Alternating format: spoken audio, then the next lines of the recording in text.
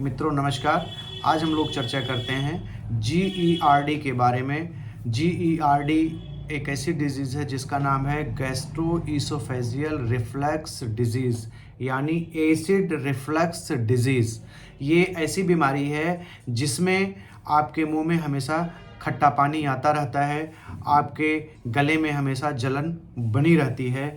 इसलिए इसको क्या कहते हैं, एसिड रिफ्लक्स डिजीज़, यानी हार्ट बर्निंग फीलिंग हमेशा होती रहती है ईसोफेगस में, खाने की नली में, चेस्ट में आपको। इसलिए इसको हार्ट बर्न कहते हैं, क्योंकि हार्ट के आसपास इसकी बर्निंग सेंसेशन फील होती है, इस वजह से इसको हार्ट बर्न कहते हैं।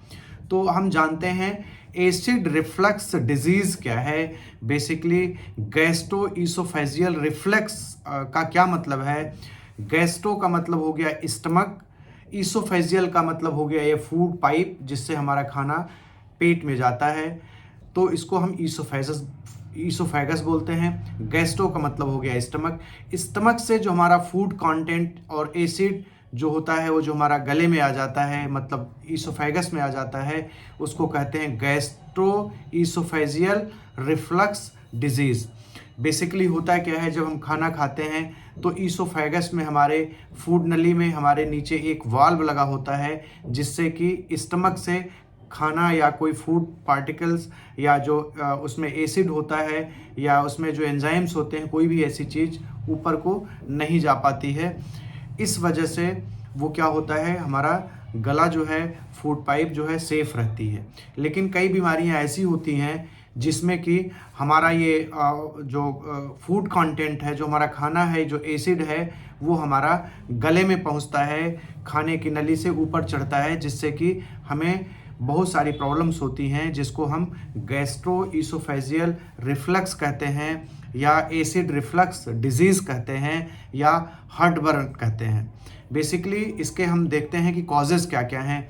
बेसिकली इसमें वो सारे कॉजेज़ हैं जिसमें कि स्टमक को एक्सपेंड करने के लिए स्पेस नहीं मिल पाता, यानी कि ओबेसिटी, बहुत सारा जो ओबेस पर्सन होते हैं उसमें ये प्रॉब्लम होती है।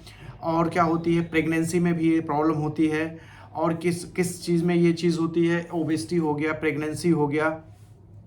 अगर हम बहुत ज़्यादा खाना खाते हैं, फूड इनटेक अगर बहुत ज़्यादा खाना खाते हैं, एकदम ठूस के भर लेते हैं पेट को एकदम से, तो होता क्या है, नीचे का जो हमारा ईसोफेगस है, वो उसका जो वाल्व है वो खुल जाता है और वो फूड पार्टिकल्स जो होते हैं एसिड के साथ ऊपर चढ़ने लगते हैं।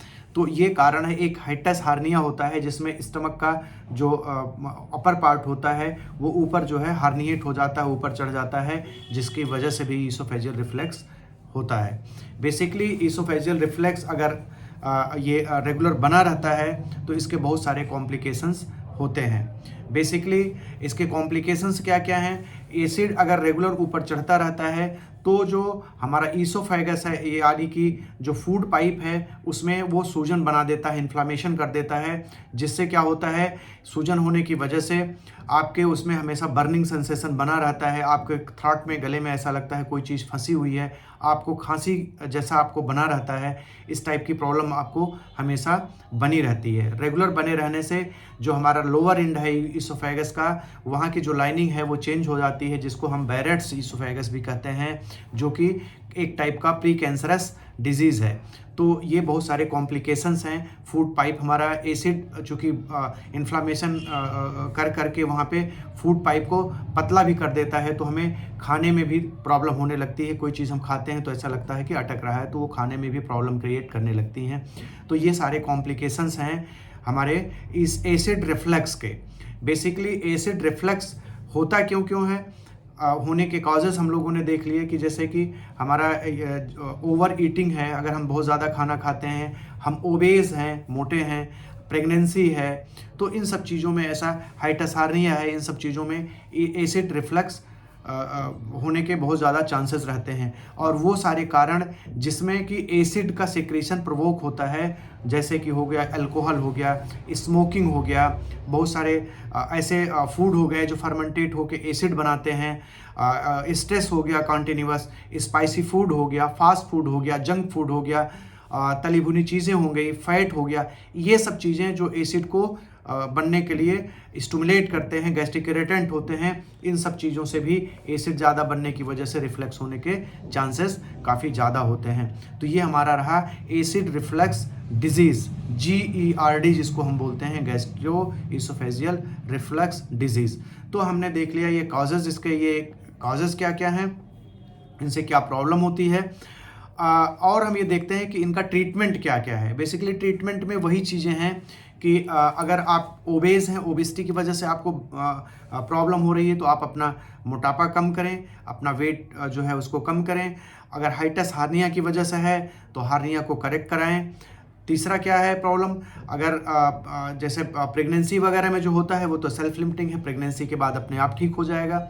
उसमें करना क्या है कि आप जो है फूड जो लेते हैं, जितना खाना खाते हैं, ओवर ईटिंग करते हैं, उसको कम कर दीजिए। मतलब कि कम से कम 1/4 जो है आपका स्टमक वो एम्प्टी होना चाहिए। ये डाइट के लिए कहा भी जाता है कि 1/4 हमें एयर के लिए छोड़ देना चाहिए।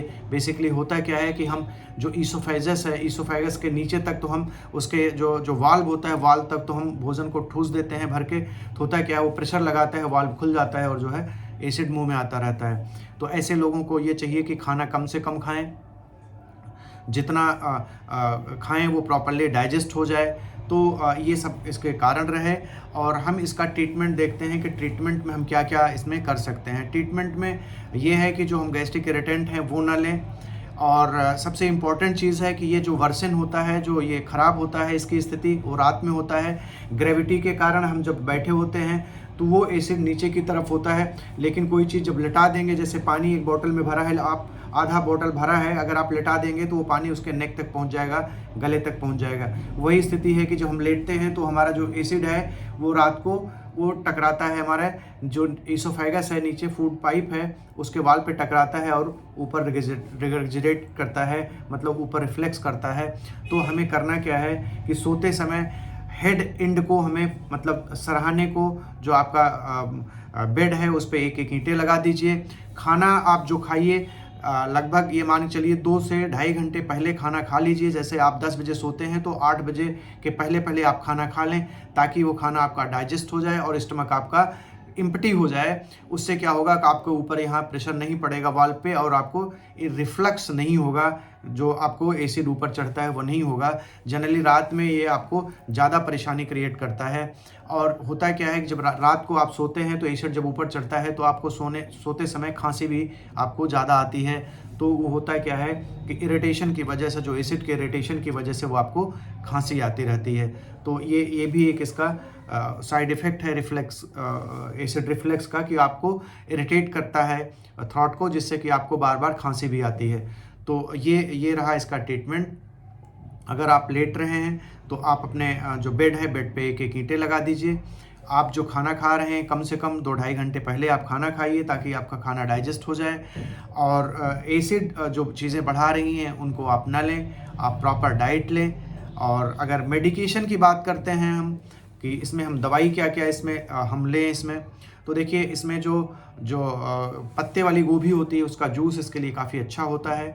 हाई प्रोटीन डाइट ठीक होती है, जैसे राजमा हो गया, और लेग्यूम्स वाले जो फलीज हो गए, जैसे मटर हो गया और आपका दालें हो गई, वो इसके लिए काफ़ी अच्छा होता है। हाई प्रोटीन डाइट इसके लिए ठीक माना जाता है। जो फैटी फूड है वो अवॉइड करना चाहिए, फास्ट फूड अवॉइड करना चाहिए। इस टाइप की चीज़ें आपको अवॉइड करनी चाहिए। ज़्यादा गर्म चीज़ें नहीं खानी चाहिए इसमें, और अल्कोहल नहीं लेना चाहिए। टी कॉफ़ी आपको अवॉइड करना चाहिए। स्मोकिंग आपको इसमें अवॉइड करना चाहिए। और इसमें आप त्रिफला ले सकते हैं, 1-1 चम्मच सुबह शाम। आवपत्तिकर चूर्ण आता है 3 ग्राम, उसको सुबह 3 ग्राम शाम को, उसको सुबह शाम आप उसको त्रिफला चूर्ण ले सकते हैं। और एलोवेरा जूस आप 20 ml एलोवेरा जूस, और कम से कम 2 ग्राम उसमें मुलहठी पाउडर, और 2 ग्राम उसमें आंवले रसायन, और 2 ग्राम शतावरी पाउडर, उसको मिला के मिक्स कर लें। सुबह और शाम को 1 कप उसको आप लेते रहें। और अगर आपको प्रॉब्लम ज़्यादा हो रही है तो आप अपने डॉक्टर से संपर्क करें अपने मन से। आप कोई दवाई लेके बाहर रेगुलर ना खाते रहें, क्योंकि दवाइयों के भी अपने साइड इफ़ेक्ट्स हैं। और जैसा कि हमने पहले भी आपको बताया है कि जो दर्द की दवाइयाँ हैं और वो एसिडिटी को काफ़ी ज़्यादा प्रोवोक करती हैं। बहुत सारे और मेडिसिन्स हैं जो गैस्ट्रिक इरिटेंट होती हैं, इसको आपको अवॉइड करना होगा। तो मित्रों, आज का हमारा टॉपिक ये GERD एसिड रिफ्लक्स का यहीं समाप्त होता है। आप लोगों का दिन शुभ और मंगलमय हो। बहुत बहुत आपको धन्यवाद। अगर आपको हमारा ये टॉपिक अच्छा लगा तो आप इसको शेयर करें ताकि लोगों को और बेनिफिट मिल सके। आप लाइक करें अप्रिशिएशन के लिए, और अगर नए हैं तो चैनल को सब्सक्राइब भी करें। Thank you so much.